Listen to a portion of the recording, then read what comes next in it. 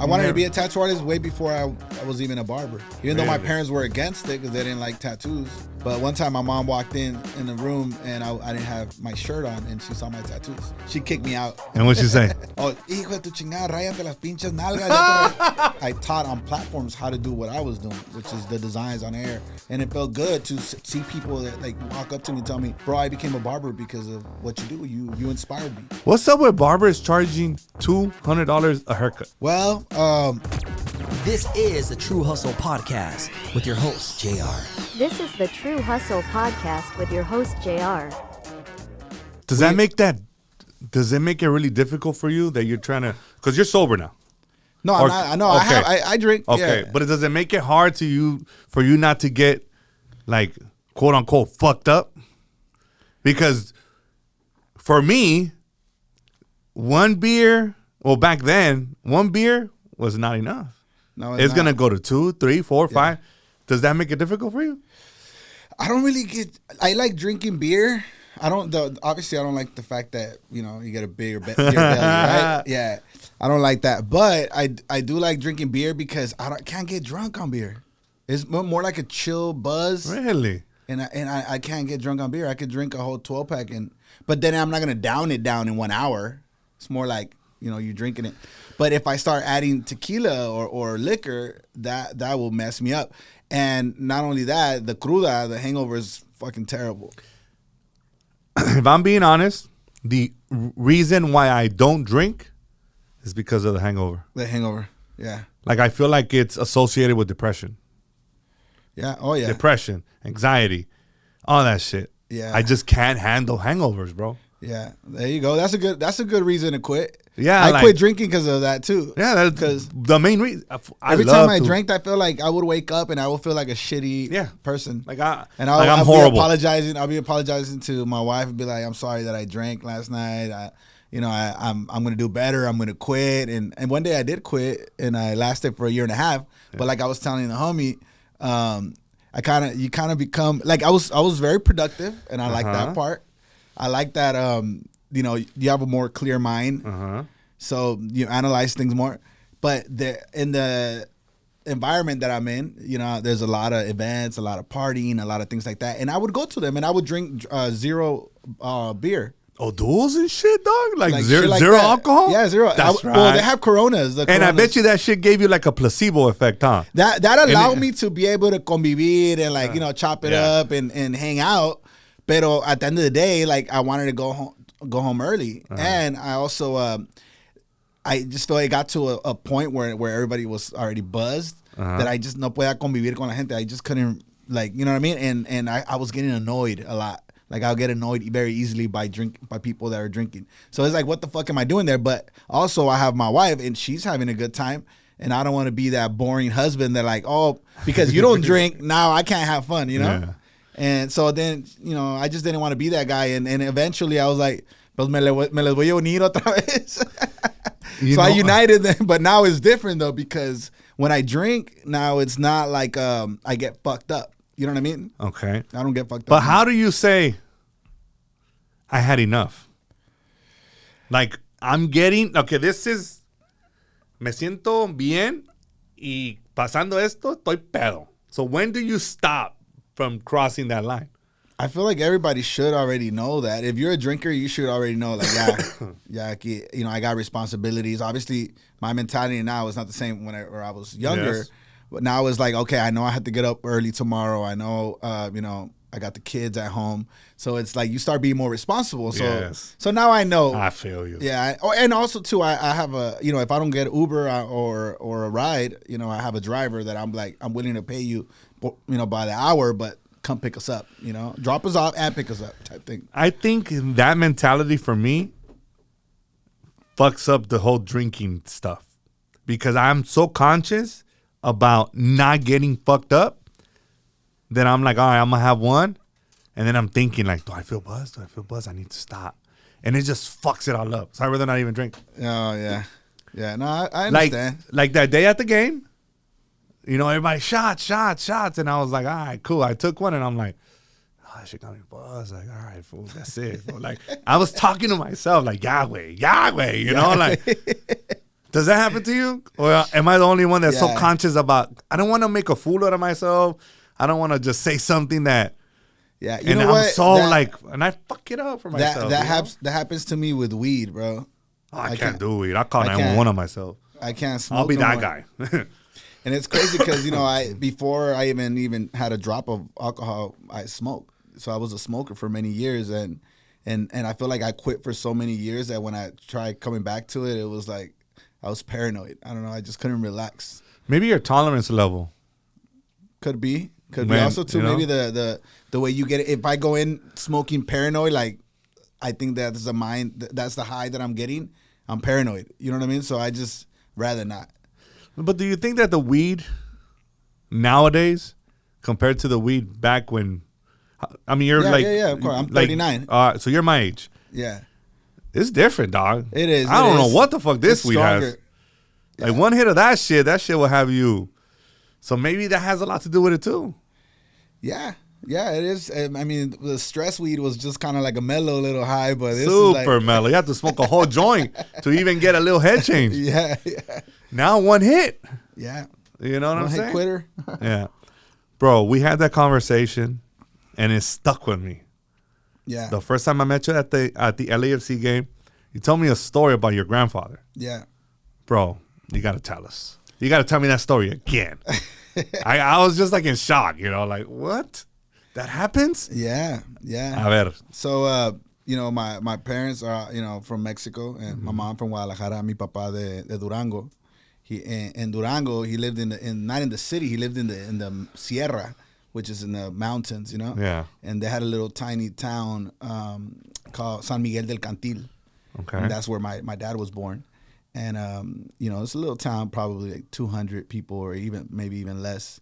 And my grandfather, Ramiro Ferrell, he was the guy that kind of, he was did a little bit of everything, he helped build a little jail that they had in town where he ended up being arrested and being locked up in that jail. And the same jail he So built. he did like construction. He knew the escape route? He was also a músico. Like he's probably the only músico I know in my family that actually, played the guitar and stuff. And, well, they didn't really have much going on in the town. So when they would hang out, they would go to little bars where you tie your horse, outside the bar. And it's like those little tiny hole in the wall bars.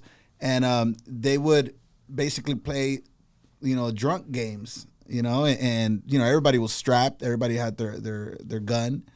And people would shoot shit off their heads, and that's what happened to my grandfather.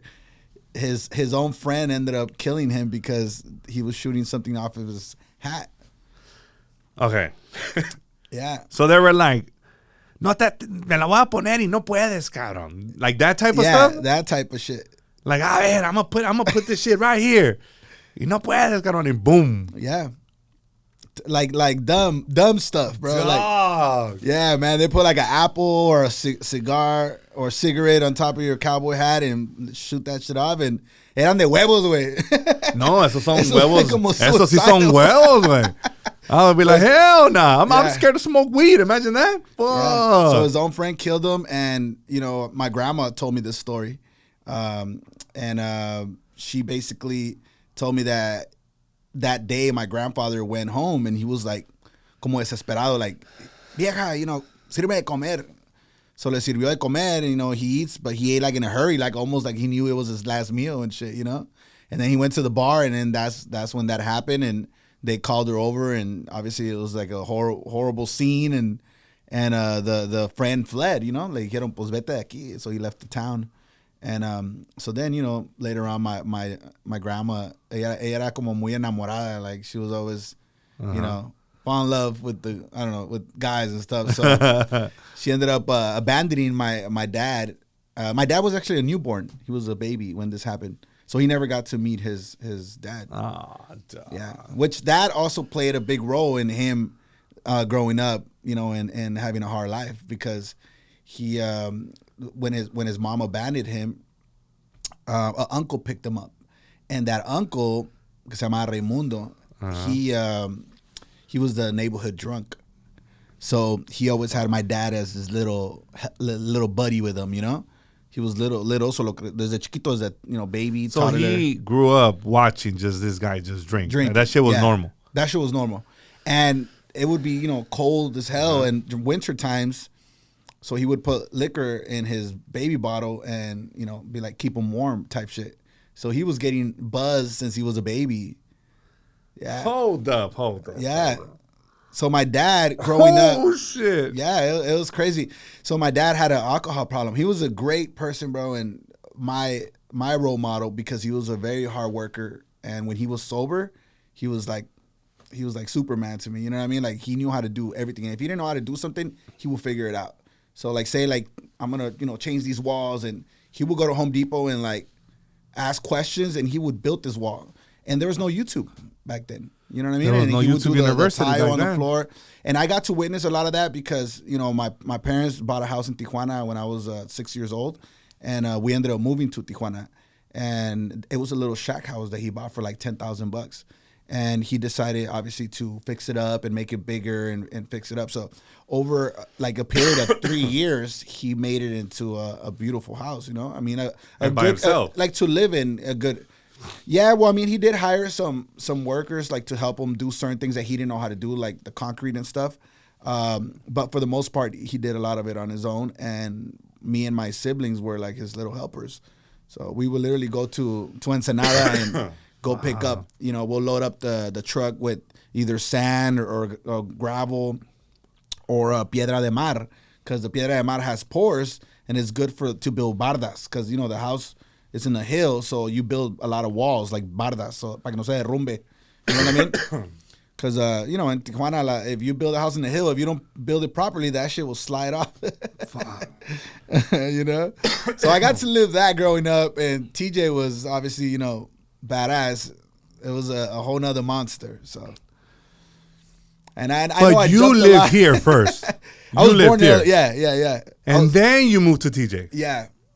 My mom and my dad met here in LA and at a baile, like, common Mexican parents salían al baile y Sí, a bailar. bailando con una Los sábados, morra y ya, bueno, ya eres mi novia. Y así se conocieron y they, my mom already had my 2 older sisters. Okay. And my dad didn't have any kids. So, he met my mom and took her in, took my sisters in, Mm-hmm. Their dad wasn't in the picture, so a couple of years later, they had my older brother, Manuel, and then after that, I had my brother Raimundo, and then I was the 3rd child. Because you guys are a big family, We're bro. a big family, yeah. Like you guys are the definition The Brady Bunch. of the Mexican Brady Bunch, dog. Yeah. That must have been dope, though, to have so many siblings, dog. Yeah, I mean, it was cool, man. I loved it because we always had friends, and me, like my older brothers were, the brother that's older than me was 2.5 years older than me, and my other brother was 3.5 years older.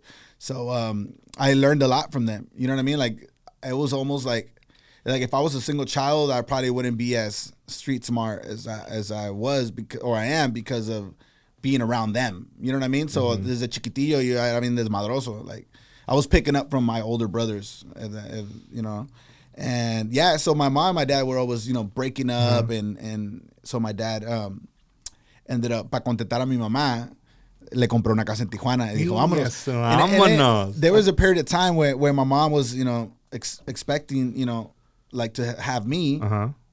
My dad and my mom broke up, and my dad married somebody else and had a daughter. Okay, wait. But she was pregnant with you. She was pregnant with, yeah. Dang, your dad's a player. Yeah. So basically, your dad's a player, bro. Yeah. So then I was born. My sister's a year younger than me. So when I was born, my sister, my dad's wife probably most likely was pregnant by then. You know what I mean? So Yeah. I didn't find out till I was older, like recently, actually a couple of years ago, that my dad didn't meet me until I was like 6 months old, and I never knew this. It doesn't Entonces bother me. era carajo tu papá, entonces. Pues I'm sure. I mean, Un todos poco, los un hombres. poco. ¿Qué hombre no es carajo, no? Yeah, you're right, bro. Yeah, he got us there, No bro. conozco ningún hombre santito. Pero mi papá lo que tenía era que, pues sí se casó con la señora, and he completely left my mom. Pero mi mamá se amachó de que this is my man. I already have 2 kids with you. Oh, she fought for him. She fought for him, bro. Like a straight, Yeah. like you know, straight like up pull up and like es mi vato. Yeah. Damn, bro. You know, the typical woman will probably be like, no, he already started his family. Yeah. No, so your mom was like, ni madre, this is mi vato. Yeah. Oh, that's dope, bro. Yeah, and it was there was a culture That's difference dope, too. dog. There, That's so. dope.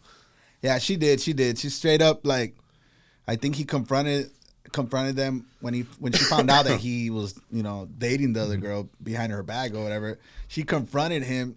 Yeah, with her. And back then, you know, in the 80s, they had those, you know, the vans where you have a mattress in the back and fucking slide. Oh, yeah. What do they call it? Campers? No, not Astro. The other one, call it. What is the name? Yeah, there you go. The big ones. Yeah, they had big like ones. 2 seats and you could put like a little window in the back and shit. Yeah. Yeah, there you go. One of those. So, yeah, my mom used to confront and like literally grabbed the lady from the, you know, greñas and pulled her out and all. Oh, your mom's a G. She was crazy, bro. Pretty crazy for doing shit like that. But that happened in TJ or that happened here? It happened here in LA. Oh, so okay. then my dad ended up finding out some things that he didn't like with the wife he had.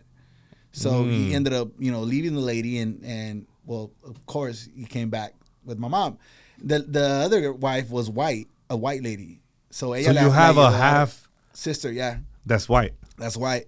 Oh, shit. Pero Your dad didn't discriminate, bro. No, pero era esas white ladies que hablaban español porque quisieron aprender el idioma. She only dated Mexicans. Órale, okay. You know what I mean? All right, Yeah. all right, Pero all right. era... So entonces, I feel like after that, my dad and my mom were probably like, you know, they got back together, right? Mm-hmm. And my dad, para contestar a mi mamá, dijo, pues nos vamos a Los Ángeles. We'll go. And that's when you moved to TJ. Nos fuimos a Tijuana. Bro, how hard was that transition? Because it was people wild. that think about TJ, they have this image or this idea that TJ is like crazy. You know, I've been there and I'm like, oh, está cabrón aquí to grow up here. How was it? It was crazy. It was crazy. It is, bro. It was crazy. But I like me going as an adult, it's like, damn, it's crazy. But going as a child was pretty cool because there was a lot of, how can I say, I already had family there, so it made it easier, you know? And we would go visit them. Before we moved to Tijuana, we would go visit. So we were already a little familiar with how you have the tiendita en la esquina, that you go buy the cohetes and then the dulces. Those You know what I bitches mean? Duvalin? Duvalin, Which one was yeah. your favorite Mexican candy, bro? Shit. In TJ? I like the me gustaban mucho las galletas Emperador. Oh, Like which ones are those? The ones with the... I try them now and they don't taste the same though. I don't know why they used to taste so good when I was a kid. Well, I thought you were going to say gancitos, güey. Oh, I was gancitos like, too. oh, that's my favorite. Well, that's not a candy, though. That's a cake. It's a little cake, yeah. Is it right? I mean, check it. It's like a little paste. Is it a pastry? Is it a cake? Or is it... Yeah. Oh, I grew up with gancitos. Yeah, and obviously the mazapanes. And, Oh, fire. yeah. I mean, all Mexican candy is good, man. But yeah, man, that transition going over there was crazy because we moved there and my dad's like, well, you know, we're going to live here. And it was just, life was so simple. You know, we would wake up in the mornings, nos mandaban a traer las tortillas, you know what I mean? Hechas a mano. We walked to the tortilleria. It was a couple blocks down. All the roads back then, it was in the 91 when we moved there. So all the so you dirt, were the at the roads. time with the...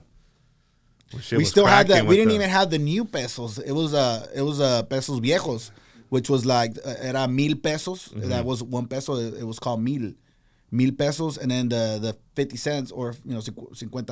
It was called 500 pesos. Okay. So the 1,000 pesos has a monja. It's a gold coin, and it was huge. It's like really big. And then you had the 500 pesos, and that was the era that I moved there, and it was really cool because the town was still all dirt roads. Like in a hill. It wasn't paved. It wasn't paved. Puro No. pinche piedra. Pura piedra y tierra. And so you Well, that's where we're from. It's like that. Yeah, pues así era. Entonces, that was really cool, you know. We walked, you know, to get everything. So, si querías ir a las tortillas, caminabas. Si vas a ir a la escuela, caminábamos. You know what I mean? You go up a hill. Si llovía, puro pinche lodo, you know what I mean? Like, no ibas ni a la escuela. Allá, they cancel school, like, for the day if it's raining, like, bad. Really? Yeah. Well, they did when I was a kid. Why? Because pues, todo pinche lodo. lodo. Yeah, lodo everywhere. Cars can get stuck. Gets, you know what I mean? Flood. Like the plumbing is just, they don't have proper drainage and stuff. Oh, you're right. Entonces queda todo el pinche agua ya atascado. Se inunda, yeah. Yeah. So, yeah, man, and it was cool because when I went into the classroom, it was still where they had the pizarrón, like it wasn't. Yeah, it was chalk, and then the profesor, I had this teacher, I think his name was Mario. That was his name, and it was in second grade when I moved there. So I went from in LA. They gave us, the everything supplies. You sit on a carpet with like numbers and. You start class like that. You have your own little desk and shit. Yeah. todo nice, Todo nice. Tú tienes tu cafeteria. You know what I mean? Te van a dar tu cartoncito de leche. It ain't the best food, but it's food.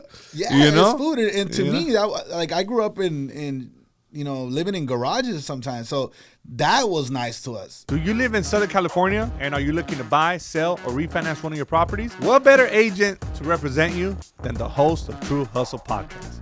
Go ahead, give us a call or send us a text at 323-352-7946. Now let's get back to the episode, baby. Getting free food in school was like, damn, this is nice. And then basically we moved to TJ and, recess comes, and where do you go? Just go sit wherever you want in recess. Like, if you don't have a lunch, you don't eat. So there was no free food? There was no free food.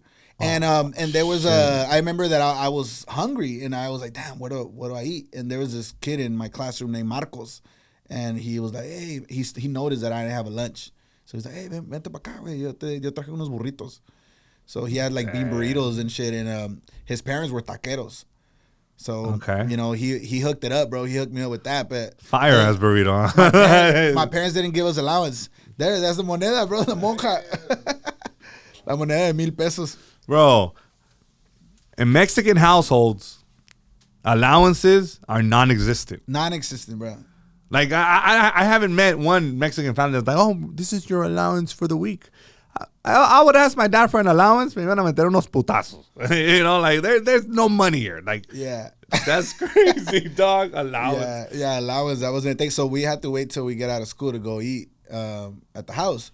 And I asked my parents, like, why don't you give us allowance? Oh, aquí tienes comida en la casa. No tienes por qué. Like, you should eat before you go to school and eat. But uno de morro, like, if they don't feed you, sometimes you just don't. You just like, eh. We didn't understand it then. Think about those things, yeah. Like, we didn't understand it then, but I understand it now. Yeah. It's like, ¿para qué te va a dar dinero si aquí hay comida?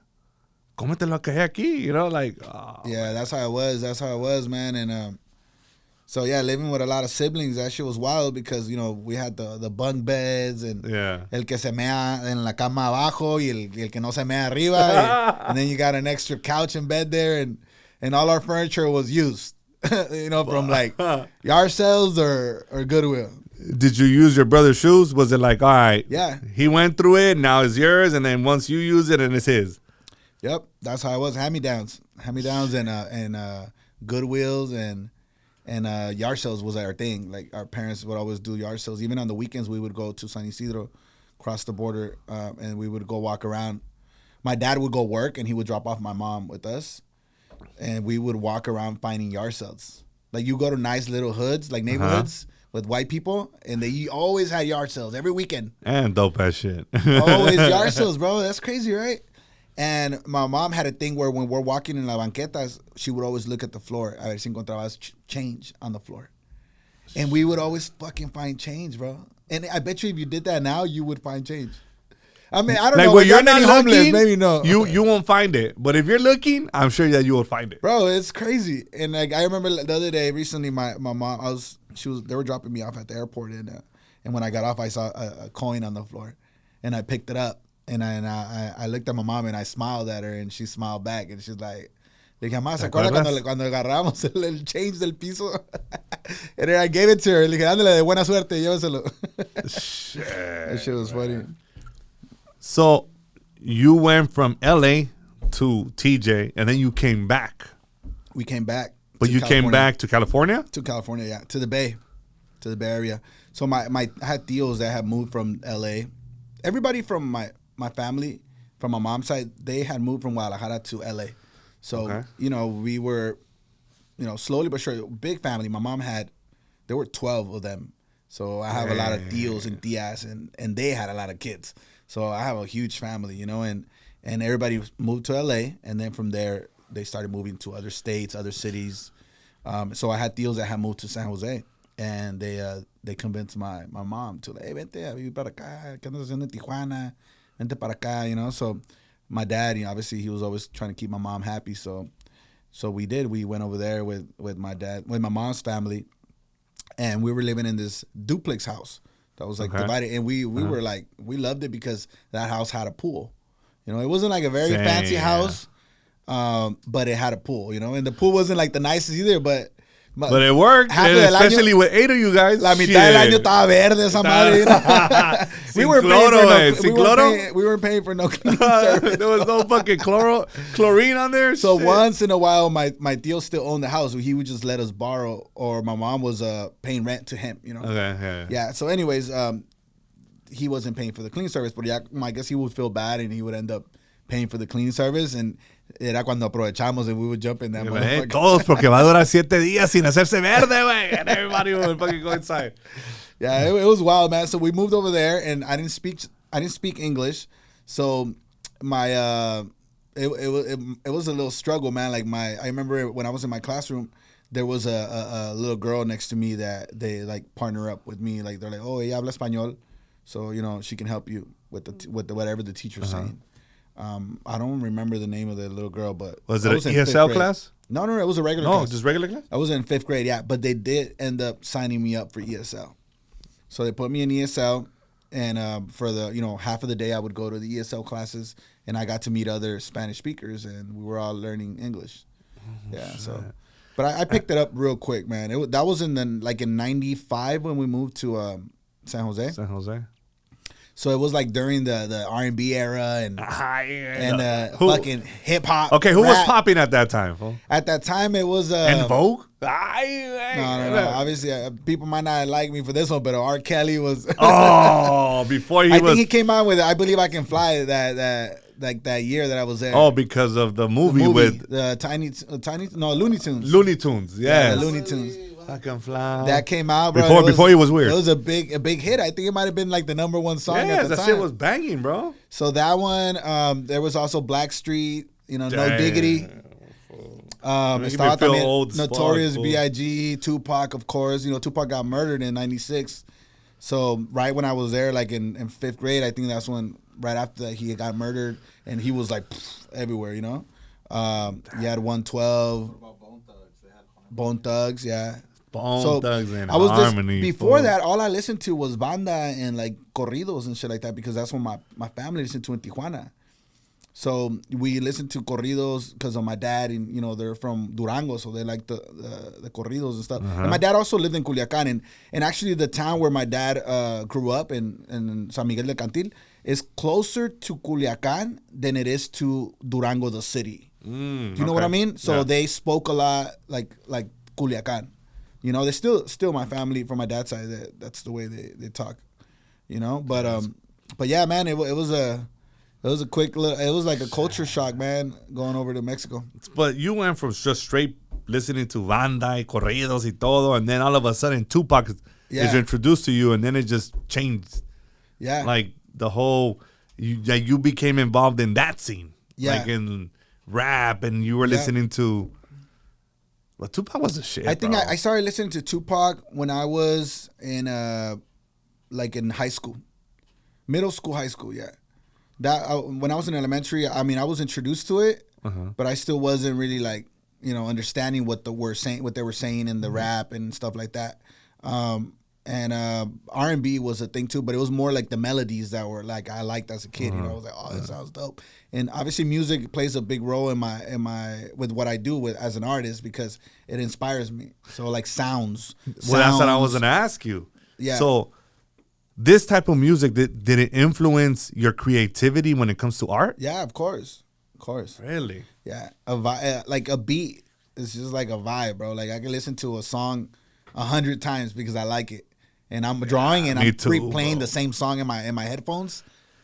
Kind of like, remember that kid in the movie, the baseball, there he's listening to Big Papa, and he plays the headphones, and he's like, they're like, what is the kid listening to? Smalls. It's like a movie with kids that play baseball, and he's. It's not the Sandlot. No, it's another one. But he's like really good at like as a pitcher. And he always had headphones, bro. And they're like, what does he listen to? And then they tune into it, and it's like the song Big Papa by Biggie. By Biggie? Oh, and that's what he's listening to. Dog. Like, he gets in the zone. That's kind of how it is for me. Like, I get in my zone, and I could be listening to like different type of music. Rock.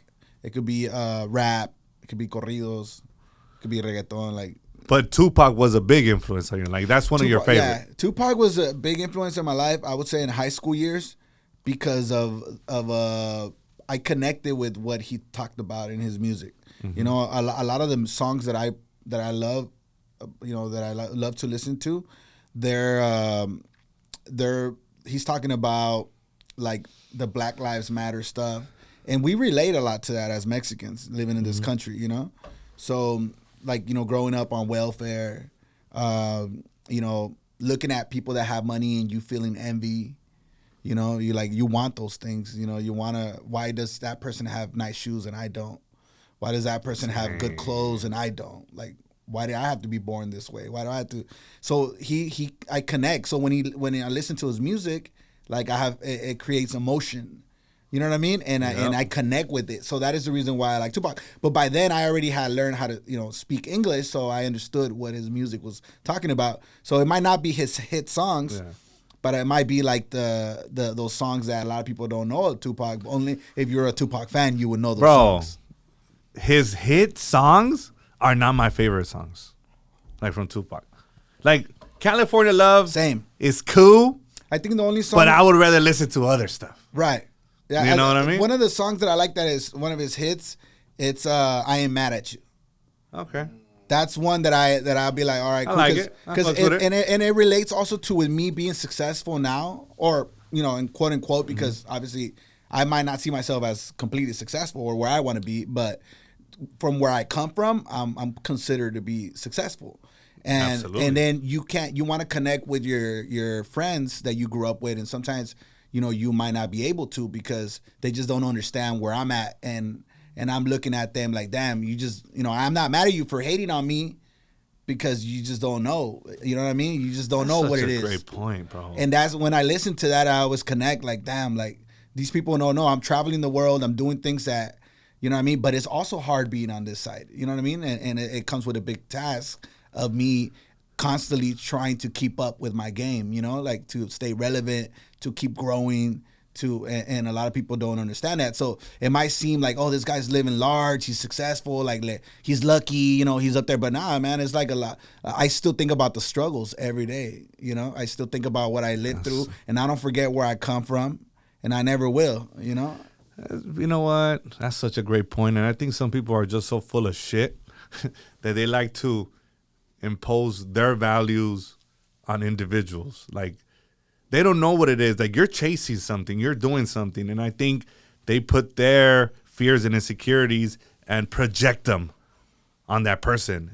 And then it's easy for them to, to talk shit, and it's easy for them to say certain things, but they don't know what it is to want more. Right. And then I think people say, oh, well, Rob made it. He's changed. Yeah. Nah. You haven't progressed. You haven't developed and grown as an adult. But you want to say that I've changed? I want to just get better. Yeah. And I think it's all, I don't know, maybe I'm just talking shit right now, but I'm saying the truth, like. Yeah, it's hard to understand because there's two sides, right? Yeah. There's two sides. There's the side of the person that's watching their friend become, doing things that he's becoming successful, or doing things that are not what you normally do when you're doing the same shit. Yeah. You want to do better, right? So you start doing other shit, and then they're looking at you like, oh, that person changed, this and that. So they stop talking to you. Because like, I don't know, hablar ese güey, ya se cree, blah, blah, blah, blah, blah, right? But then what they don't realize is if you continue to be who you were and have that same connection, you're gonna grow, and then you're gonna want to be like your buddy and start doing good as well because you know what I mean. Like it's just like I know exactly what you mean. Right. So I remember that when I first opened, this is a perfect example. When I first opened my first legit like barbershop, because I had a barbershop that was in the hood, that wasn't, operating 100% the way it was supposed to. So we're not going to consider that as my first shop. My first legit shop where I'm paying taxes, I'm doing things right. Oh, he said, that's legit. Paying taxes. Hell yeah. That's legit. For real. Yeah, that's what I'm saying. Legit as fuck. So tienes que pagar, I open my shop, right? And I start with like me and one person, right? Uh-huh. I brought this person used to work with me in another shop, right? So we're working together. So we're like coworkers, Uh-huh. but I'm the owner, you know what I mean? So now that person starts paying me booth rent for their station, Uh-huh. right? So then I start doing good. I have my clients and stuff. So I open another station. So then I have another client, another employee, and then I have another one. And next thing you know, I have 8 barbers working for me, right? Uh-huh. So I slowly but surely, with my own money, started buying, investing into another station, and then investing into another station, right? So now when everything's operating, I realized that the barbers that I have there with me, since I'm their boss, right? I'm the owner of the shop. They start treating me different. Like I'm not the homie anymore. You know what I mean? Like I start finding out, I'll come into work and then I start finding out that they went out last night, but nobody told me nothing. I'm like, yo, how come you didn't invite me? Oh, no, you never come out anyways. Oh yeah, but at least still fucking invite me. Invítame, güey. Feel like I'm still part of your, fuck, you know what I mean? And then you just start feeling the difference. You know what I mean? Like, and me, like I find my niche on social media where I start doing the portraits and posting them. And I'm thinking all my homies are like happy for me, right? That's just what I'm thinking in my head. But then I start seeing that they're not happy for me. Do you know what I mean? And that's an ugly feeling because it just isolates you. It's ugly feeling makes because you like the outcast, and you're like, what the fuck? I'm doing this for us, essentially. Like, like if I win, everybody around me wins, right? Right.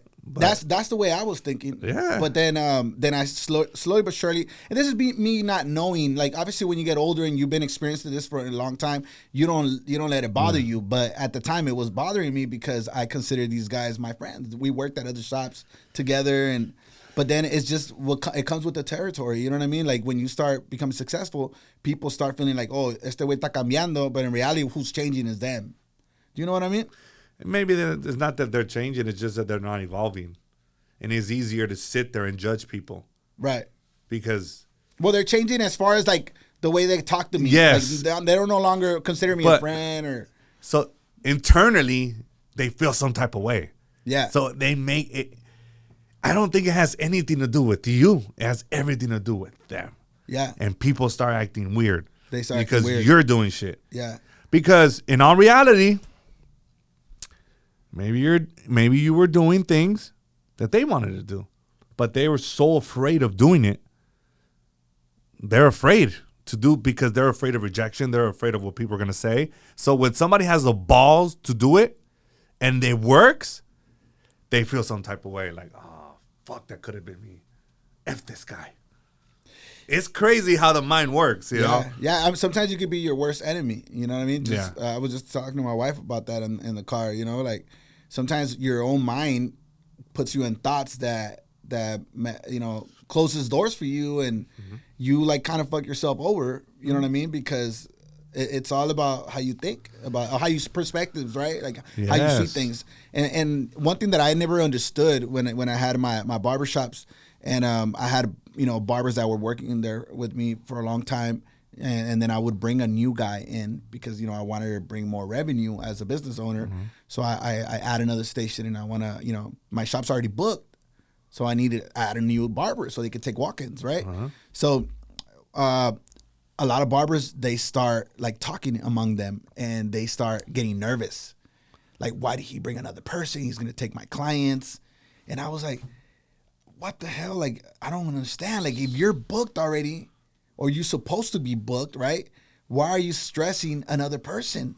Like, if you know what you bring to the table, you're confident with your work, right? You shouldn't worry what the next man is doing. Like, you should be, like, confident that, yeah, you can bring 10, 20 motherfuckers. I'm still going to be badass at what I do. You know what I mean? I know exactly and, what you mean.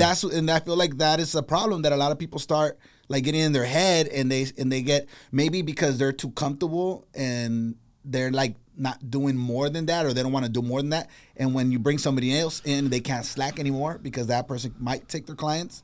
Do you know what I mean? I think it's like a scarcity mindset. Like they're probably like, "Ay, way," like you act like, like, no, it's pa me. And then now it's like, oh, I see a new face, so fuck that. They're gonna take my shit, and then they're fucking generating scenarios in their mind that it's like, dude, it's not even that serious, bro. Just focus on your craft, and you're gonna be fine. Focus on yourself. You know what I mean? Instead of blaming other people. Oh, es que este otro. Oh, es que mira, él me quitó mis clientes. No, es que, that will like not allow you to grow. Like, you have to focus on yourself. Like, what are you doing? And that is the best thing you can do. That's the best advice I could give somebody, I guess. Like, focus on yourself. Because I always have focus on myself, and I think that's the reason why I always do well. Like, even when I try a new art medium or I want to do something new, like, I always be like, oh, I know I can do that. Like, I know I can do that. And I'm going to do it, and it comes out good. Because I already went in with my mind, like, knowing that I can do that. You know what I mean? But you believe in yourself. I believe in myself, bro. And I always have.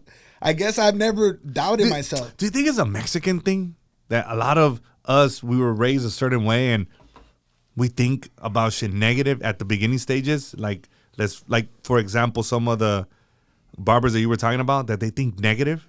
They think negative. Everything. It's like we hyper focus on what's gonna go wrong instead of hyper focusing on what's gonna go right. Right. You know, and I think that's more common in our culture. Like more scared to take a risk. Yeah. Yeah. Porque that's why a lot of people estamos don't have their own enfocados business, aquí, right? valer verga. Yeah. No, valer verga. I think a lot of people, that's why they don't want to open their own business, because they're scared of like of failing. They're scared of found failing. myself thinking like that last week. You're scared of failing. No, I was scared. We got this thing going, right, that I'm going to acquire.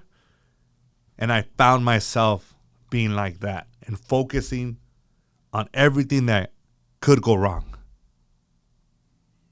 Bro, focus on what could go right. And I found myself in that negative space for like 20 minutes. And I stopped myself, and now I'm proceeding with it. Because I'm over here sabotaging my damn self.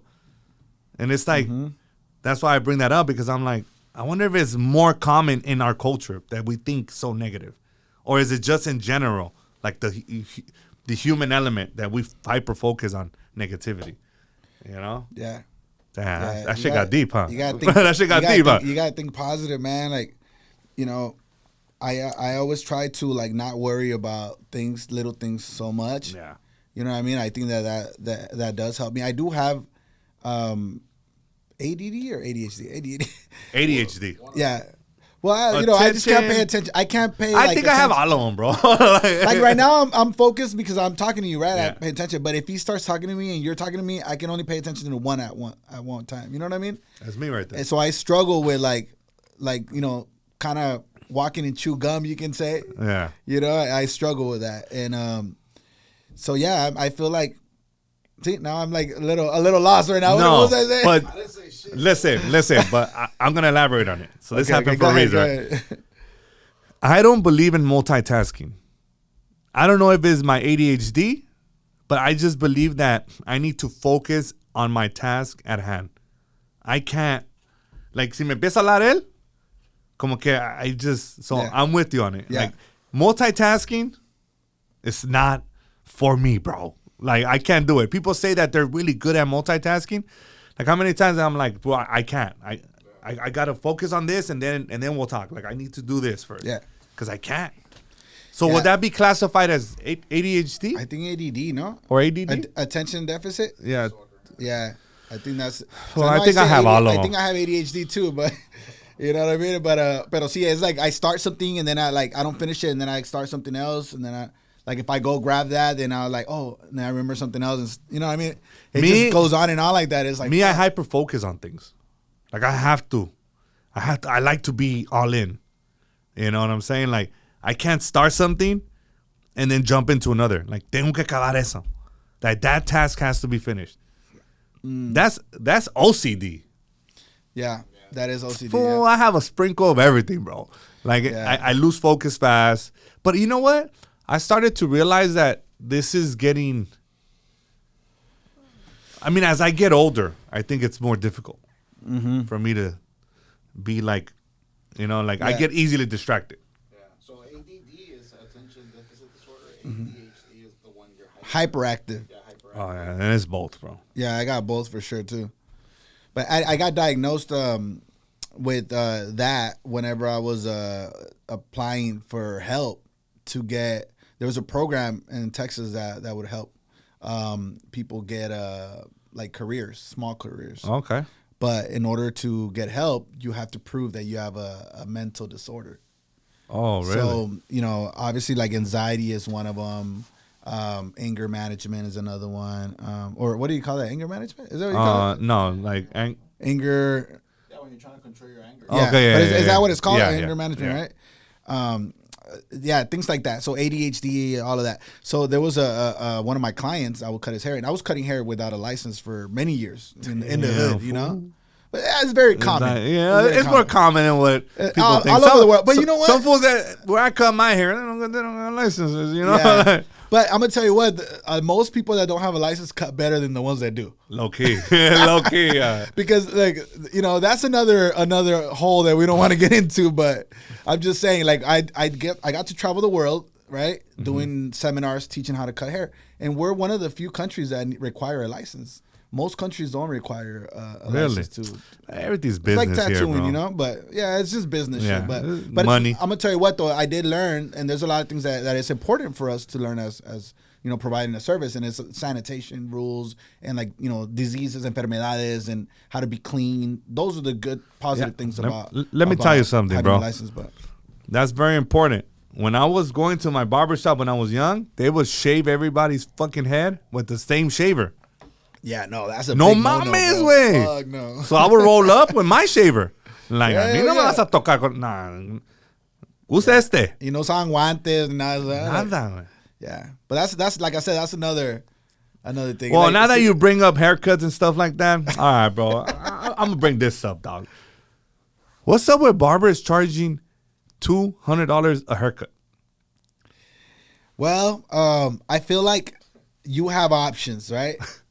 That's a very expensive option. Yeah, that's if you want the barber that's high demand, like he could charge whatever the hell he wants. If he's high demand, Okay. If he's the guy So that you can't even get in, so he minimizes his clientele to the ones that are willing to pay. You know what I mean? Good point. So that's what it is. Because I know barbers that charge cheap, and then I know barbers that charge really expensive, and I know barbers that all they do is travel. You know, and I know barbers that all they do is teach seminars. And I know there's so many things that you could do now, and social media opened up doors for everybody. Even me, like I got, social media took me out of the barbershop.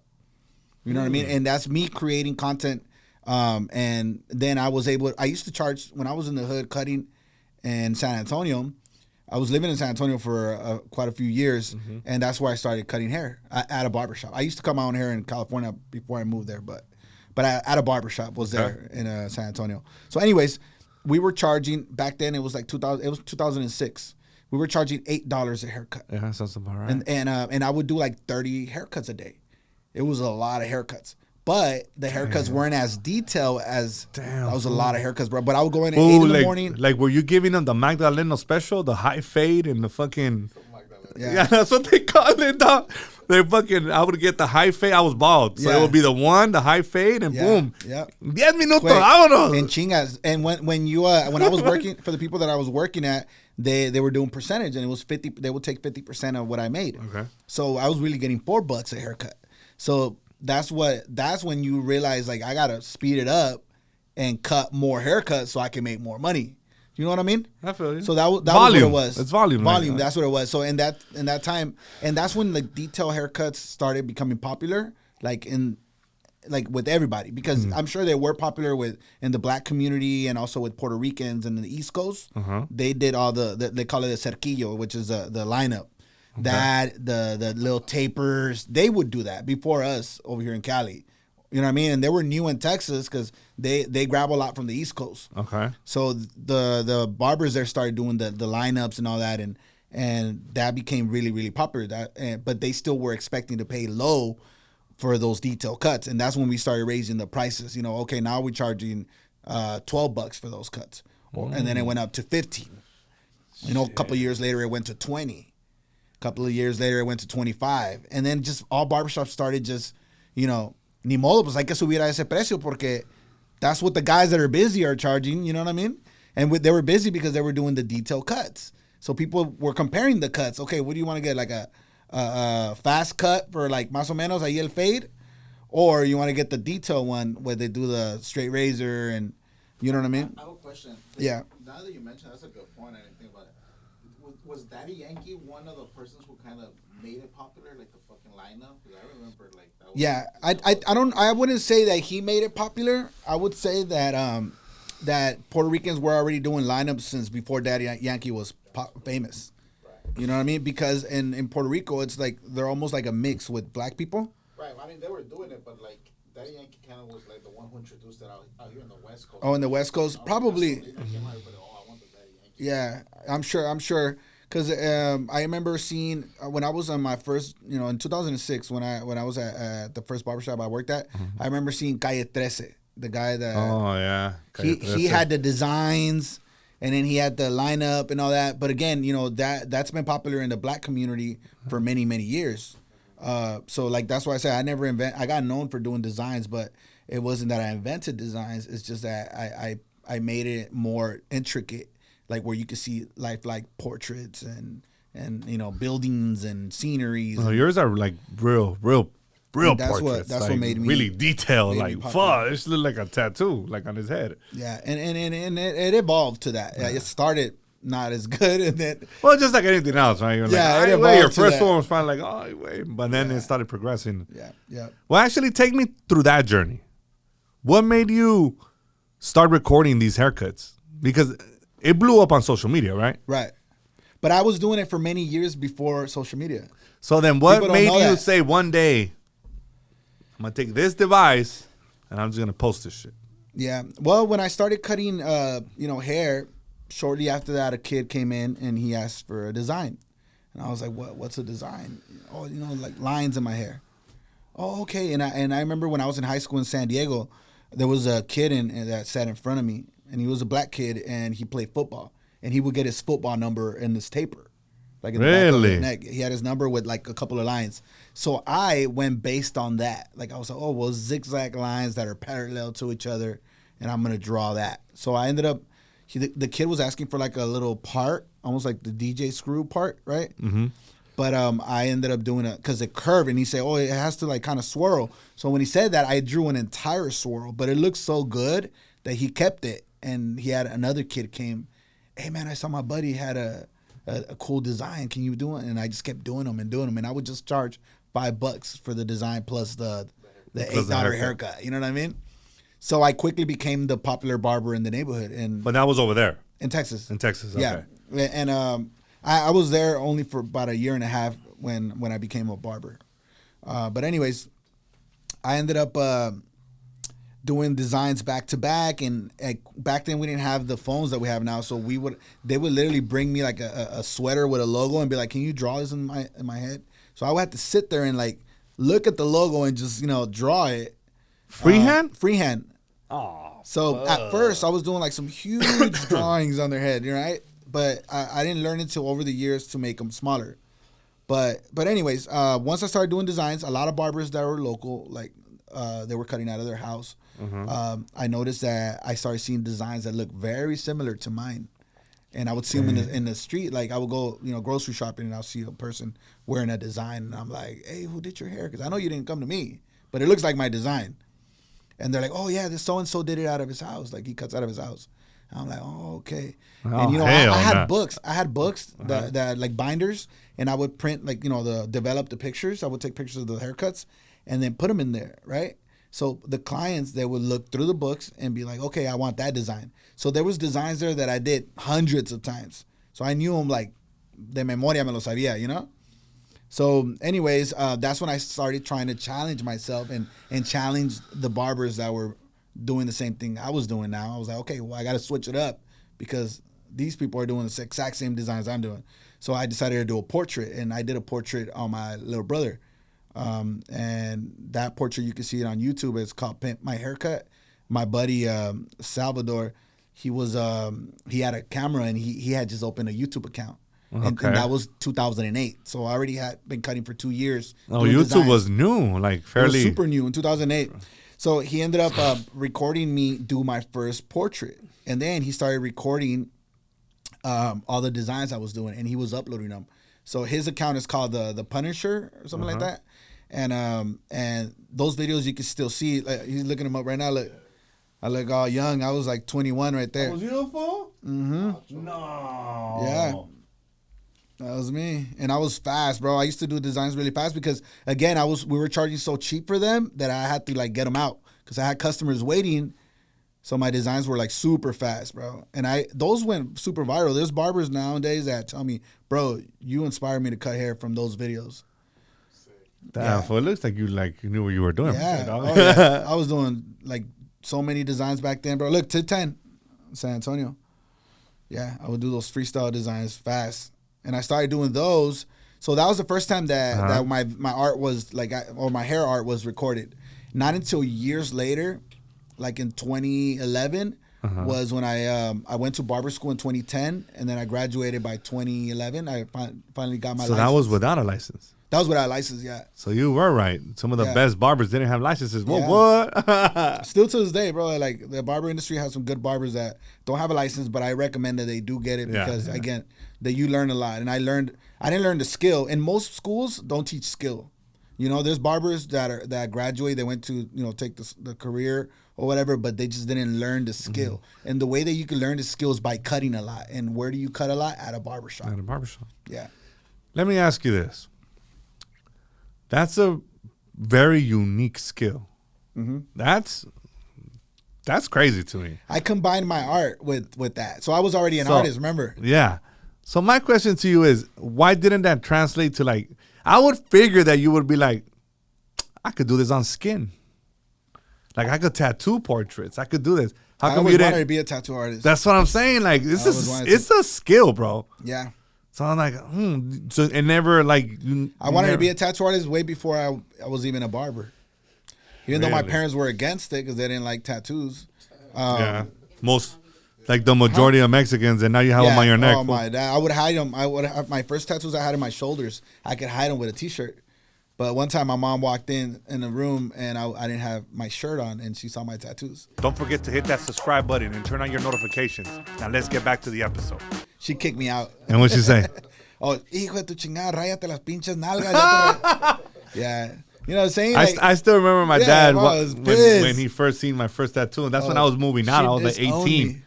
And he's like, ¿Qué traes ahí, hijo de tu puta madre? Because I come from real fucking... And I'm like, ¿dónde? Traditional. Yeah. Traditional Mexican family. ¿En dónde? Hey, y me dice, güey, like, ¿dónde? He's like, aquí, hijo de tu puta madre. I'm like, no es nada. And I just fucking took off. Like, I was already like 18, 19. Yeah, so. There's nothing they could do by then. But yeah, it was a big deal to them. They would look at you like you were a fucking malandro. Yeah. And you're going to be, like, you already went to shit. Like, tu vida ya se arruinó. But now it's more acceptable, I think. Oh, yeah. All my siblings are tatted. And my mom is like, whatever. Like, she likes the tattoos now. I would say, no, she does because she siempre presume, like, the portraits that I have. So mero. Dice, mi hijo es el más chingón de chingones. Yeah, me presume. How does that make you feel? What, like my mom? Que tu mamá esté tan orgullosa y que te presuma. Like, hell, es mi hijo. Man, what does that do for you, bro? I feel like, we never really, growing up, we never like had that from our parents, you know what I mean, and from like people really. So I think that's also too like why I enjoy. One of the parts of what I do, I enjoy when people like it. I don't know. It's like I could sit here and be like, nah, I don't care what people think about my art, but I do care. You know what I think mean? we And all do. And I do enjoy it when people say you do badass work, bro. So even a lot of people are like, you probably hear it all the time. You know, they run into me in the street and then like recognize me and they're like, hey, Rob, can I take a picture with you? I follow you. You do amazing work. You probably hear it all the time, but your work is incredible. And I tell them, look, I appreciate it every single time. When people tell me that, like, I always appreciate it. So don't stop telling them. You tell them all the time. Yeah, I mean, but I also want to be told when my shit's crappy. You know what I'm saying? It might sting a little bit, but just tell me. Most likely, I'm going to catch it and I'm going to know, it's not that good. Because I know that I've done work that is not that good and people still be like, yeah, that shit is dope. And I'm like, no, it's not, man. That shit is whack. But me, myself, I critic a lot of my work. You know what I mean? I think that's how we grow. I showed my girl one of the ones that you do with the glass. Yeah. That's great. I still, in my mind, I'm like, how? And she's like, I don't know. I was like, look at this. I said, that has to it has to be precise. Like, if you crack it, and we're both like, well, maybe it has to be at an angle. We're both talking about it like, bro, how? It's two tones. There's a white tone when you shatter the glass, and then there's a black background on the glass. So there's two tones. So I normally for those type of drawings, silhouettes work well. You know what a silhouette is? Yes. Right? Yeah. It's just like. But how did you develop that skill? Like, how did you say, okay, aquí se tiene que quebrar, aquí se tiene que hacer así? Like, this is an honest question. You can sketch the drawing and like know, okay, this area is gonna be white, this area is gonna be. I can freehand it because my brain already understands. But people could, do the image if you sketch it out on the glass, and then you'll know where to hit. Yeah. We're doing a class here now, right? Was this YouTube University or it was just you fucking with it? No, I ended up getting inspired by an artist. I think his name's like Simon something. I can't pronounce his last name. It's from overseas, and he does strictly only that. I like to step out of my normal art. I always try to do step out of the box, like do different shit, right? So I do get inspired by other artists, and a lot of my artwork is original. You know what I mean? That's where the name Rob the Original came from doing the portraits on the hair.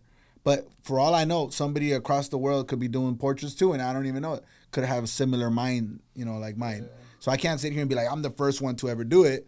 But when I did it, I didn't get inspired by nobody. I did it from my own creativity. Well, to me, you are the first one because you're the first one that I see. Yeah, but shortly after I came out doing those designs on portraits, there was another barber locally in San Antonio that was also doing them, and he always claimed that I copied him, but I didn't even know who the guy was. I saw him at a competition later on, and I met him, that's why I always respected his craft, but he always talked negative about me to the point where I was like, you know what? Like I kept seeing him at events, and I told him, look, man, like don't pretend to be my friend if you're gonna be talking bad about me and stuff. So, but I think the guy was could have gone farther in life if he would have stopped focusing on me.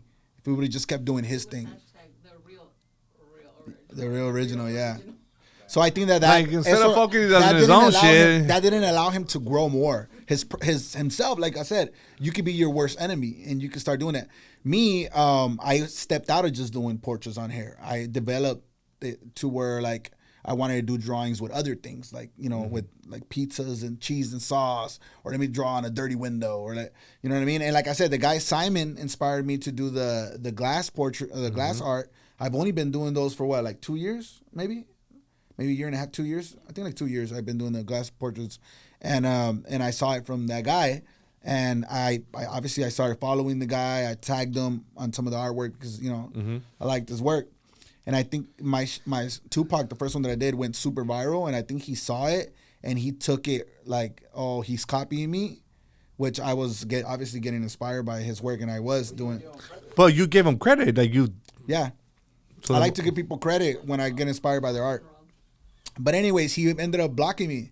And I was like, oh man, that sucks because I still am a fan of his work, right? And that sucks when he strictly does only that. Like I guess he felt like I'm gonna come and take his shine. But there's also and this is what happens. I mean, you are personable, bro. So probably he felt intimidated. Like, this guy has the art and he could communicate well. He's like, fucking block this guy. Yeah. He got swag. He's like an older guy too. He looks older. Está amargado. Nah, just kidding. No, I think like me, I get a lot of people that do what I do, right? Like say like I started doing art with the fire on the wood, and then I started seeing other guys doing it, right? Same a lot of artistic barbers, they usually, you know, they get inspired when I do art, like saw art or whatever art mediums, and they try it out and they tag me in it. But I feel really good about like to be able to inspire others. I don't want to be the guy that's like, oh, that guy is good and he's gonna take away my shine, like, you know what I mean? I don't like feeling like that. That's an ugly feeling. That's me focusing on somebody else. Like, I don't want to do that. Because if I did that, then I'm not going to grow. Like, I continue just to like, well, let me pull out a different animal from the jungle that nobody has seen yet. You know what I mean? That I try to focus on that instead of me getting upset if somebody else copying what I'm doing. Like, you know what I mean? I have somebody copying me, straight up copying me on my real estate page. They take my videos and they get the idea and then they'll redo it. Yeah, because you're doing. And I'm like, fool, like. Don't. And I still watch him though. I still follow him. I'm like, I like it. Like, well, it was a good idea. Thank you. That's the best thing you could do, bro. I'm like, I don't know. It ain't that serious for me though. Yeah, I'm like, you can't take it personal, bro. That means that you're doing something good. Es como un taquero, güey. Se pone un taquero en una esquina and the tacos are so good that the other taqueros that are not successful, they're going to go look at what he's doing. Yeah. I want to be successful too. So let me go see what this guy's doing. So they're getting inspired by you. It's actually a compliment. It is a compliment. To me, it is. It's definitely a compliment. Like when I see the tree one, I did a video about, buying a house and there's a big tree. Like that same shit. And I was like, well, yeah, that's a good video, though. You were the blueprint. That's a good video. You were the blueprint for that person, and you're going to be a blueprint for many, many others. Yeah. Michael Jordan inspired a lot of NBA players, right? Kobe Bryant. Same with Kobe. Perfect example. Yeah, exactly. And what do? You obviously give them, the credit. You don't have to give them the credit, but if you do, it's nice. But I think that the mindset has to change because at the beginning when I started doing the podcasting thing, I seen people trying to duplicate certain things and it would bother me. But it's like I had the wrong mindset. Like it's gonna happen. If your shit is dope, it's going to happen. That happened to me at the beginning. Like I said, it's like the human element, right? Like that's why I did the portrait because I was like, oh, these motherfuckers want to copy me. I'm gonna do it better. I'm gonna do some shit they can't do. You know what I mean? Like that's the mentality I was thinking. But now it's like I definitely don't think that way. Now obviously for 9 years I taught on platforms how to do what I was doing, which is the designs on air. I traveled, a lot of countries doing that, and it felt good to see people that like walk up to me and tell me, bro, I became a barber because of what you do. You inspired me. I just think that the mindset changes and you are living a life of contribution. It's like you're gonna give and so what? It changed for me. The first few months I was like, oh, fuck that. It's like, well, it's gonna happen. Get used to it. Yeah. And just give. Yeah. Give it out. And don't stop, bro. Don't stop. Like, keep coming out with new content. New stuff. I'll be like, damn, that shit's pretty fire though. He did it better than me, that motherfucker. Hey, honestly, bro, it's gonna happen, bro. It's okay. I see a lot of new artists that are young, bro, and even in the barber industry as well. And I love seeing it, bro. I love seeing it. They remind me of me. You know what I mean? They're coming out with new stuff. They're getting creative, and you can't feel unhappy for somebody that's doing something dope. You know what I mean? Like you inspire them, and they can make it even better. And that's how the world works. Well, that's how we evolve. That's the whole idea of it. That's how we evolve, right? That's the whole idea. You do something, somebody's gonna try to top it. The person that invented the wheel is not alive anymore. But look that's what I'm saying. Look at so many different wheels that have been invented after that. I just think that comes from with that first one. You know what I mean? But I think that comes with age. Like the older we get, the more mature we get, the better we process things, the better we're like, all right, it's not that serious. Then there's also old people that never could process things. Yeah, because they refuse. They're like stubborn. Yeah. And it's stubbornness, bro. It's like being stubborn. Bro, I'll be like, why? Like, why would you do this to yourself? There's people that will literally be like, oh, I don't listen to that ugly music because they don't adapt. But then I see other people that are like older and they listen to the new age music. Bro, when I started doing, I adapt, bro. It's all about adapting. Look at what happened to Blockbuster. Mm-hmm. They didn't adapt. They're out of business. Like, you need to adapt, and you need to make sure that you go with the new ways. The you know? world is evolving. You got to evolve with Yeah, so you're going to be left behind, dog. it. Yeah. Like, when I first started doing content, like for my real estate side, I was trying to tell these people, like, this is the new way. And there were dinosaurs. They're like, nah, you tripping. I said, well, just wait till I figure this shit out. When I figure this shit out, it's going to change. It's going to change my whole business. Yeah. Pero at the beginning, they were like, te güey está loco. A esos videos. Yeah. Yeah, it's changed now. I'm glad that I got with the program when Instagram came out, you know, and I started creating content back to back. That shit, to me, it was like adrenaline, like seeing the numbers, like people just liking. And I think shit. that I'm gonna make another one, and I'm gonna make another piece and another piece. And I think back then, it was more, you had more reach. So Yes. you were one of the first There was. ones. So it favored you. Yeah. Boom. I got to You share did it by at a Instagram. And I gained, What? I gained 30K followers. I had 30,000 followers when I got shared by Instagram. And I immediately in hours jumped to 60K. Back then that shit was a lot, bro. My phone literally died, like the battery, from just the notifications. Because back then, now I keep my notifications off. But back then, you know, I was new with it. So I had my notifications on and my shit was just like, everybody was just follow. And I gained 30K followers, which is a lot at the time. Damn, 2014, around there. You know, now it's taken us so much to grow organically. Oh, yeah. But now it's starting to pick up. Like, Yeah. because it's hard. It's hard. It's a lot of content creators out there. It is, man. And the algorithm is not as favorable versus like TikTok and stuff like that. Like IG's hard, bro. It's honestly it's crazy to see a lot of, because there's so many content creators, right? And I'm gonna say this because I'm a dinosaur when it comes to content creating. Uh-huh. I've been content creating for over a decade, right? And there's a lot of new creators that all of a sudden, you know, become celebrities, and they act like celebrities a little too much, and it's kind of disappointing, you know, because I'm like, yo, man, I was creating content from when you were long, yeah, you know what I'm saying, and it's like. It's crazy because at the end of the day, like, that could go away.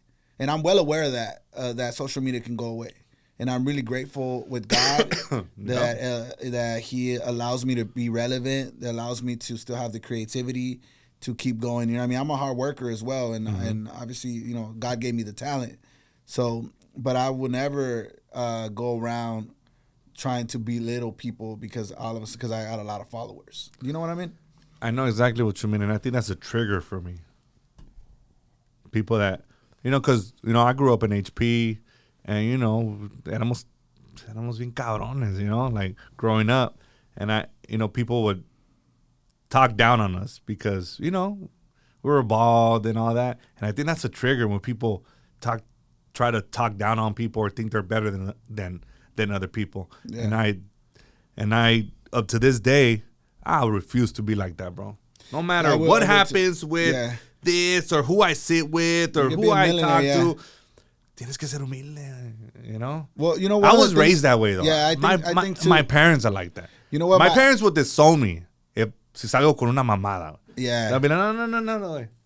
No te invitamos a los chilaquiles el domingo, güey. Por mamón. Yeah. That'll be my parents. Yeah, no, it's true. My dad, you know, obviously I told you where he comes from, you know, from nothing. So he told me, he's like, one of the worst things that you can do, and obviously all humans, we all do it. We think we could think that people, how can I say?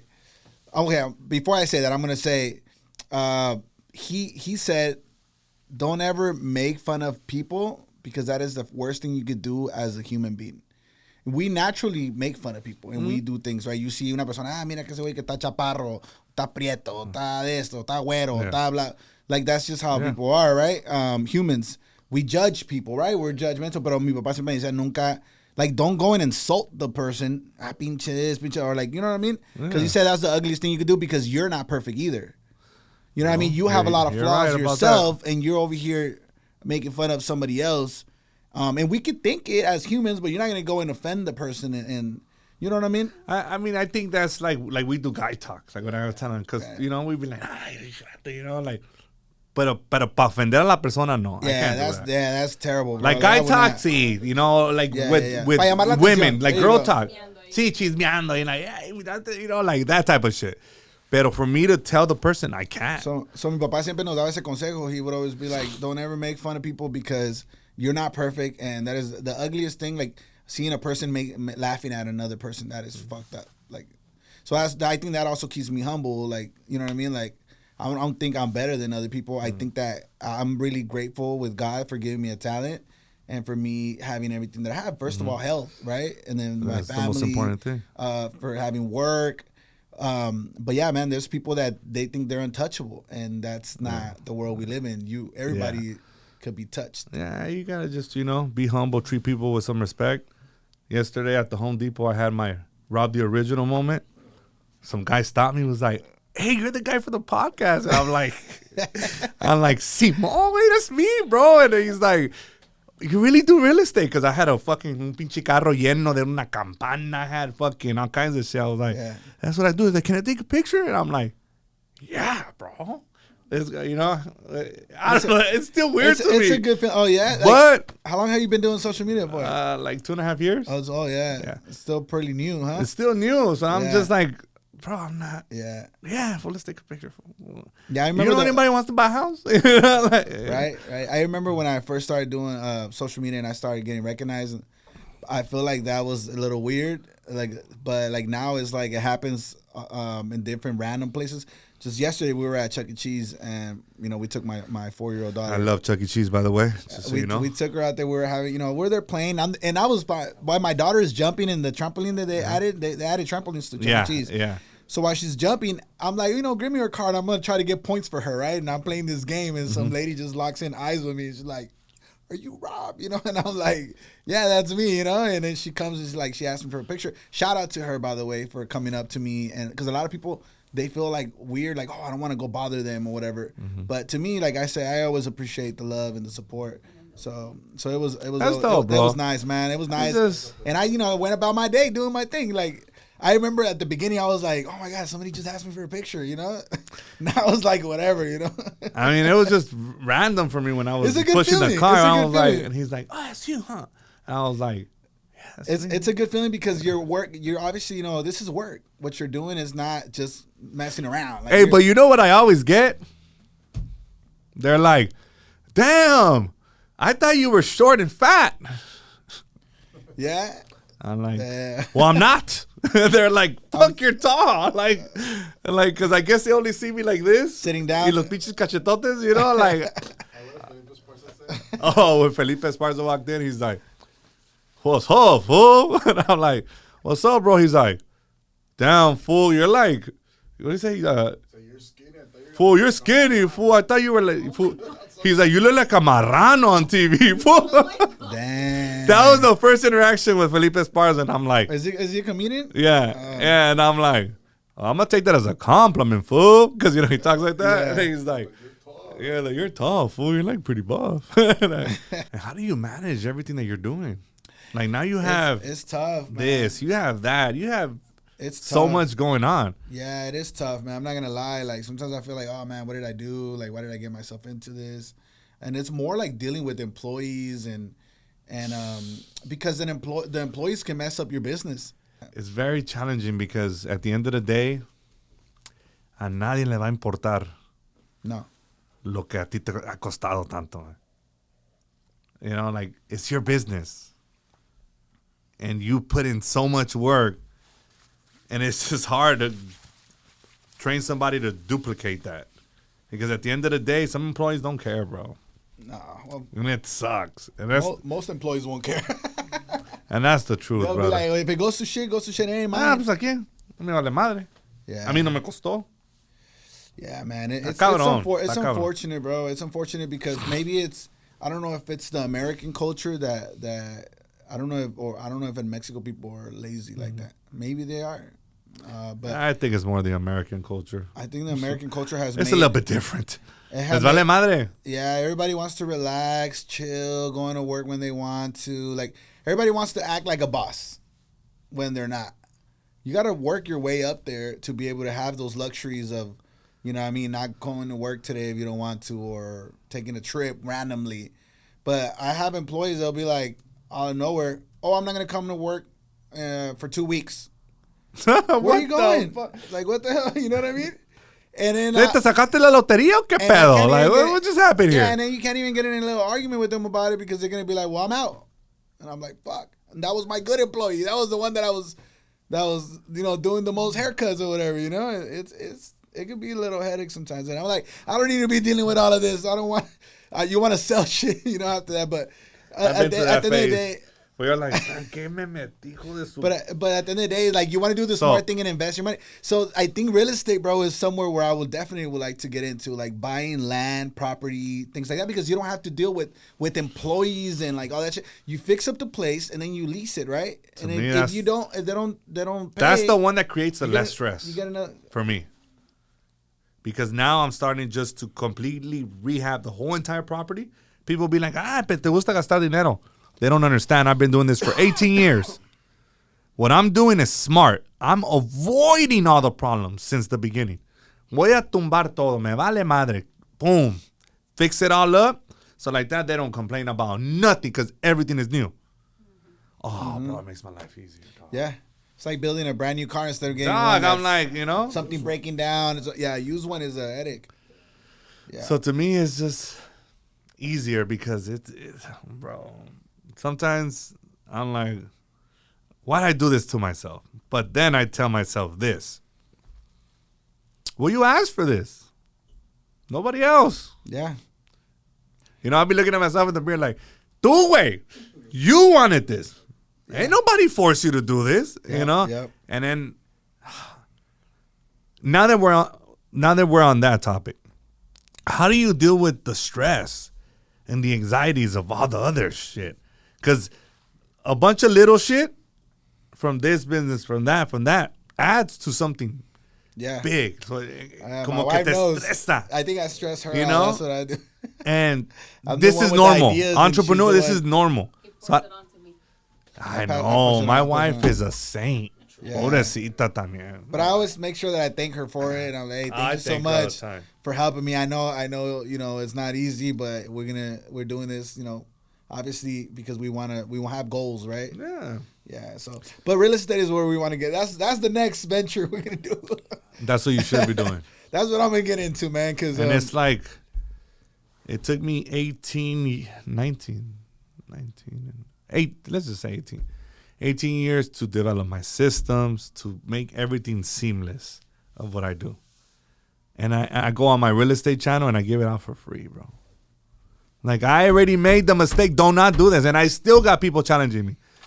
I'm like, bro, like, you guys, this is free. Like, I'm telling you, like, don't do this. Stuff that you learned over the years. Like, I learned, like, fucking. Most people they're not going to do it. Yeah. You're putting it out there, and there's going to be, the good thing is that there is going to be people out there that will listen to what you're saying and take the advice. Like, the ADUs that I'm building right now, and I'm putting, like, step 1, step 2. Bro, that's fucking gold. And it's free. Somebody could package that and sell it for thousands of dollars. So I'm just putting it out there for free. Look, this is how you do it. This is what I've done.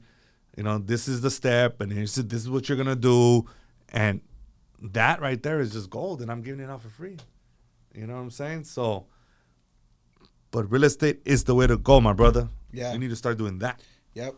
I mean, not that you're gonna add another fucking, like, he's like. What do you think about buying a property in other countries where there's no taxes and shit like that? I just don't know how things work in other countries, so I'm a little bit skeptical. Like, when, like, I'm just afraid that the government will be like, hey, it's yours, but now it's mine. Yeah. And that's a real situation. But that could also happen here in the U.S., no? Well, it could, but there's channels to it. Like, they have to go to a due process. I don't want to get into politics, but if laws change, bro, you're screwed. Here. It's scary. I mean, I feel like. I remember when we first started, I told you there's one individual que me cae hasta la madre, and that's Gavin Newsom. I don't want to bring. That's the only thing I'm going to say. Some of the things that they do against landlords and against entrepreneurs should be illegal. Like, no mames.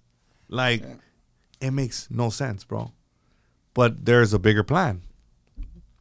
They want people to start losing properties. So they want to own housing. Yeah. So that's another fucking thing that I could just get in and dissect. We're gonna leave that for another day. Yeah, bro. You know, that one is like, all right, you know. But yeah, I'm gonna have to go try your food, bro. Yeah, man, come over, man. I'll do some artwork there so you can check it out as well. I wish I could have done something, but I can't walk and chew gum. If I would have done something today, I would have been talking or drawing. No, I want you to be in your zone, and then we'll film it, and I'll eat my, you know, because me gusta comer. You know, I'll try the, you know, your food, and then I love eating, bro. And it's hard, like, to get on a diet, but fuck, I love eating, bro. Y me parece toda la comida ahora lo ves en social media, güey. She's like, fuck, but I think try that place. It's good. I think I'm struggling the most now at 41. Because before I was able to lose weight like this, and now it's not happening. Nah, you gotta work out. So I'm struggling. I'm struggling, and I think it's like getting to me, because I'm like, I don't want to accept the fact that I'm getting older. You don't want to accept? Nah, I don't want to accept it. Like, I feel like I'm still in my 30s because I look really young. Oh, I thought but you were 50, bro. But oh, thank you. But I'm not losing the weight as fast as I would before, and it's starting to get to me. I'm dealing with that myself. But one thing that I do accept is my age. I try to accept my age more and more. Like, and I notice it more too. Like I said earlier, you know, I'm around a lot of content creators, and a lot of them are hella young. You know, and I have a son that's gonna be 20 this year. So I'm already like feeling like older, and also too when I'm around younger kids, it's like I'd rather hang out with the older cats. You know what I mean? People that are 10 years older than me, like I'd rather hang out with them because they're fun and it's chill, and we talk about real estate and shit like this, than to hang out with the youngsters, right? You know what I mean? Dude, like when I go to family gatherings, I don't hang out with my cousins. I hang out with my uncles. Yeah, it's like the older vibe. Yeah, like we talk and just. That's just fun to me. Sí, you know, y bien a gusto, shooting the shit with my uncles, you know, instead of me hanging out with my cousins, you know what I mean? Yeah, so. I love that shit, bro. Like I love being able to chop it up with older people, bro. Like I think you know, there's a lot to learn. I ask a lot of questions. And what's one advice that you would give to either a barber or somebody that's trying to pursue what you did and how you did it? I would say, first of all, believe in yourself, right? And always try to improve your craft. Mm-hmm. Like, don't stick to just, you know, one way. Like, there's always room for improvement. Mm-hmm. And be consistent. Like, don't ever stop. The hard work is never going to end. You know what I mean? I work harder now, I think, than I did before. You know what I mean? Like, I thought I was working harder back then, but I'm actually working harder now. So it's not gonna stop. So, like, they got to drill that in their head. Like, hey, man, like, you're gonna. And it's gonna be tough. It's gonna be. It ain't gonna be easy. It ain't gonna be. Nothing's gonna be handed to you. Yeah. So all this overnight success shit that people think is the way things happen. Barbers, bro, and one thing that I have dealt with in owning the new shops that I open here is I've had barbers that if they're not super booked in 2 months, they get discouraged and they're like, oh no, and they end up hopping around barbershops like, oh well, I'm gonna quit here, and then they go, but they don't understand that consistency, like being there every single day, and giving it your best, you know, that you can for the best service. It's what's gonna help you build those clients. Being able to provide, you know, the best service, but also like build una amistad con ellos, you know, like con tus clientes.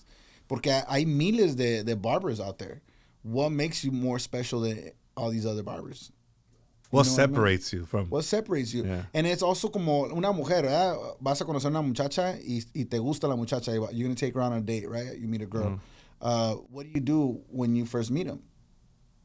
Te bañas, te pones te vas a ir a agarrar un pinche haircut, te rob the original, un lineup. La llevas a comer un lugar. Te vas a hacer el pinche Fahrenheit. Okay. No mames. The you fucking do- Fahrenheit, that shit's fucking. You do everything that you can to impress this girl, right? I will. Right? So why aren't you doing that for your client? You got to make that client fall in love with you, bro, basically. Like, you want that client to be like, nah, I'm not going to go to no other barbers. I want to go to this guy because he does the best out of everybody. Experience. You know what I mean? And that's what it is. Like, hay miles de girls out there. You can just, you know, hay miles de clientes allá afuera. So why aren't you not building clients? It's because you're not treating them like, you know, like royalty, basically. I think creating an experience is key. It is. And that's why, you know, we're going to relocate, and it's an experience that I want. Yes. And people should take that approach. You're right. The experience, bro. When you have a great experience mixed in with great customer service and a great personality and a great just overall presentation, you have a client for life. Yep. Unless you fuck it up later. Yeah. That right there is like amazing. Because they're going to want to come back all the time. Yeah. Yeah. So I agree, my brother, about you work with Canelo. Like, you did some murals for him, or what did you do for him?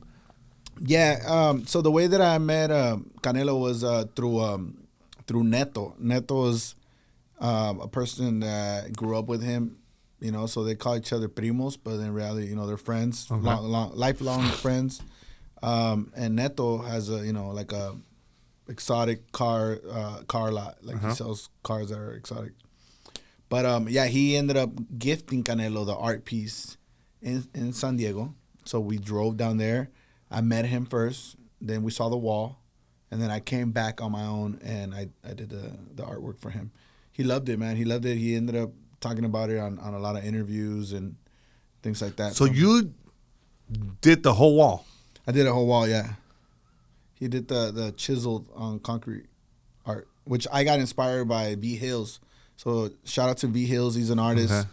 I got inspired by him to do that style of art. It's not the first one that I did. That one I already have been doing it for a long time, but yeah, I did one for Canelo. All right, that's what's up. Back to your business, Easybachi. Where is it located at? Easybachi, it's a lunch truck, so we do a lot of events. We actually love doing the events, man. It's pretty cool to do events. So anybody, if you want to do like a birthday party or a business, like if you have all your, you know, like a lunchtime type thing, we definitely would love to pull up to do something like that. But we do open in Chino Hills on weekends that we don't have events. So it's not always there. You have to keep up with our page. So we have Easybachi_CA. That is our page, because there is a lot of Easybachis. It's a franchise. Okay. So if you want to specifically know where our truck is follow Easybachi_CA. Okay. And what about your barbershops? And I have Norco. In Norco, I have Original Barber Studio, and that's on Hamner Road. And we're there. We're open basically 6 days a week. Okay. We're closed on Mondays. So, and then we also have downtown LA. Okay. Next to the Grand Central Market, I have the Art Gallery Barbershop. And right there, I have some of my artwork displayed on the wall. So you guys, if you guys are in downtown area, or you're at the Grand Central Market, you want to check out some of my art. You don't have to go get a haircut. You can go and see the art, or if you want to get a haircut, we do the hot towel shaves. We do the whole thing, like the facials, the massage. Like we do the whole, yeah. We try to sell. So it's a whole experience. It is. There you go. And it's a small shop, but it's in an old building. You know, the building's been there for over 100 years. It's a historical building, actually. So there's so much history there, man. The theater is there, the $1 Million Theater. That's cool. You know, so all the Mexican celebrities before they blew up in the U.S., they would come and present there at the theater. So Vicente Fernandez, the first time he presented in the U.S., I believe it was there at that theater. And Cantinflas, Maria Felix. Cantinflas. That's what I'm telling you. There's so much history. We need to give you a tour, man. You need to come down there. Hell yeah, I'm down. And give you a tour, man. So many artists used to perform there that when they were starting. So that's fucking dope, bro. Mm-hmm. You're a barber, right? Yeah. This is the question that I have. Do you cut your own hair? I do. I started cutting my own hair for necessity. because I didn't have allowance. We talked about allowance. So I cut my own hair for many years before I became a barber. For 4 to be exact. How about now, though? I do cut my own hair if I have to. I have all the, the setup and everything at home. I have the mirror that opens 3 mirrors. You hang it on the door. The self-cut system. Uh-huh. And I cut my own hair with that. But I prefer to go to my shop and, cut my hair with the barbers that I have. All right. It's just a question that I have. Like, man, if I was a barber. All right, last question. Yeah. I need you to rate my haircut from a 1 to 10, dog. And I want you to be honest. I've been looking at it the whole time that you've been talking. I don't know if it's your lineup. The fade looks good. Let me see the lineup, though. The lineup. It was going back, so we had to bring it back. So you've been working on it, growing on the growth. You know what I'm saying? Yeah, I feel like it is a little pushed back. It could be done a little more natural. But then again, it might be because somebody else messed it up, or no, it's because I cut my hair twice a week. Okay. And it just kept being pushed back. And then I got to rescue it. Hey, I'm guilty of that. I've done that to people, when I was cutting hair. But so how do I fix that? Letting it grow and cutting it again. I wouldn't touch the edge up for like a while, the lineup. Because I have what is this called? Speed. Yes, I have that. So I think they're trying to line it up to that. I think keeping it as natural as possible is probably the best bet. You need to go to the Art Gallery Barbershop. Yeah. That's the right answer. That's what's up, bro. And I appreciate you keeping it 100. Yeah. I'm working on it, dog. I'm going to have to go to your stuff and be like, hey, fix this situation here. Got you, bro. I'll clean up your eyebrows, everything, bro. Give you a nose wax. So then you guys do everything. Everything, yeah. I think most barbers should do everything. The hair color. So, nowadays so they do there's the no mask. dudes there thinking they're too manly to get Nah. their... So I get facials every week. My boy Carlos, man, go over there. We do the scrub. That's why I look young. The steamer, so it can open your pores, all that. Yeah. Do all that. I do like... I use like Lush. My wife is the one that buys me all the shit. And then, I'm saying keeping me young and shit. You know what I mean? But I'm going to have to do that. Yeah. Especially since you guys have the whole experience. I'm going to have to do it. Yeah, man. Come through the $1 million haircut. That's we should document it. That should be dope. Yeah, it's the $1 million haircut. That one comes with everything. We had drinks on the house, obviously. We got alcoholic drinks or water, soda. If you want a coffee, we'll go get it for you. If you want something to eat, we'll go get it for you. You're the client, man. Especially when you get the $1 million service, like we're here for you. You know what I mean? Like you relax. We'll do the little massage while you have the hot towel on. We throw the steamer. We do the facial. We do the nose wax, the eyebrows, the beard. Yeah, nose wax must hurt. Yeah, no, I like getting mine because I have big nostrils, so the little hairs start poking out. Yeah. And so I don't like it. And plus, they like bother me. Like I have that little machine. That's how I do mine. But even the stubble bothers me. I like it when it's just clean waxed, bro. Like my wife's like, no, you need. I was like, no filter. But yeah, man. Well, we're gonna stop by your shop. Hopefully, we get to incorporate everything in here. Everybody's gonna check it out. And my brother, I know you're busy, but you took the time to stop by, and I appreciate you so much. And I can't wait to stop by and try your food and go get a haircut. You know what I'm saying? Get me, looking fresh and shit. We got you, bro. All right, my brother. Appreciate you. Everybody, make sure you follow him. Follow him on Instagram, on TikTok, on all the platforms. Boom. Rob the Original. Let's go, baby. Thank you so much for watching. Make sure you hit that subscribe button and turn on your notifications so you don't miss our weekly episodes. Let's go, baby.